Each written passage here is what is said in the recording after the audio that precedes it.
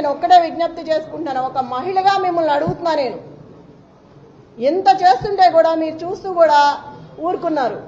ఒక మహిళని ఇట్లా చేస్తుంటే మీకు ఇప్పటికే తెలుసుంటాయి అన్నీ. నేను దయచేసి మిమ్మల్ని అడుగుతున్నాను, ఒక కోరిక కోరుతున్నాను. మీరు బయటకు వచ్చి జరిగేదేదో చూసి ఏది కరెక్ట్గా ఉందో వాళ్ళకి చెప్పి అట్లా చేయించండి.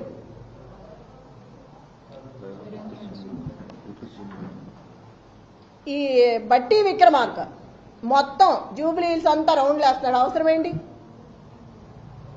ఎమ్మెల్యే ఎవరు పేరిందా కూర్చొని ఉన్నాడు టేబుల్ దగ్గర? ఐలయ్య. అతనికి ఏం పని టేబుల్ దగ్గర? చిటీలు ఇవ్వడం అవన్నీ అతనికి ఏం అవసరం? అసలుకి వీళ్ళందరూ రావాల్సిన అవసరం ఏంటి? విప్పులు కానీ ఎమ్మెల్యేలు కానీ మినిస్టర్లు కానీ వీళ్ళందరూ రాత్రి నుంచే తిరుగుతున్నారు.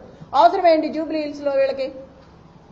లోకల్ నాన్ లోకల్ మాట్లాడుతున్నారు. మరి రజియా ఇంటికి వెళ్ళి బోరుబండ్లో సైట్ 3లో ఆ అమ్మాయి కూర్చుందని గట్టిగా మాట్లాడుతుందని ఇంటికి వెళ్ళి గొడవ చేశారు రౌడీల్లాగా పోలీసులు. ఆ అమ్మాయి మీద కూడా గొడవ చేశారు కూర్చోవద్దని.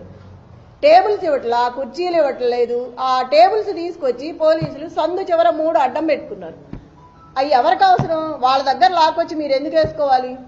ఆ కుర్చీలన్నీ విసిరేసి వాళ్ళు ఎట్లా కూర్చుంటారు? నైట్ అవుతుందో ఎంత టైం అవుతుందో తెలియదు. మహిళలు ఉన్నారు, ప్రెగ్నెన్సీ ఉన్నారు. అక్కడ అంతమంది జనాన్ని భయపెట్టి టేబుల్స్ తెచ్చి బయటకు వేసుకోవాల్సిన అవసరం ఏంటి?